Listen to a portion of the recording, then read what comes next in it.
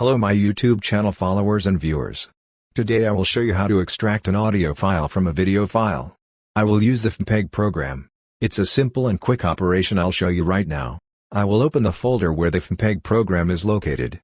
Next, through this folder, I will open CMD. Next, using FFmpeg, I can write a command specifying the video file from which I want to extract the audio file. Specifying the name of the audio file or specifying the full path with the name of the audio file where to save it. An audio file can be saved in various formats. However, I will show you an example of how to get an audio file without losing its quality.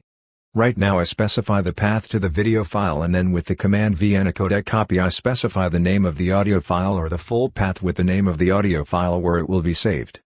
After specifying the video file and audio file name, you can press enter and the process of extracting the audio file from the video file will begin.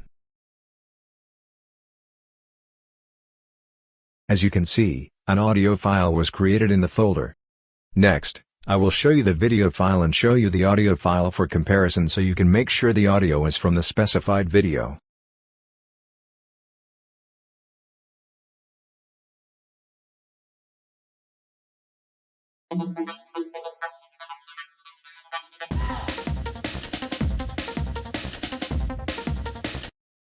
Hello.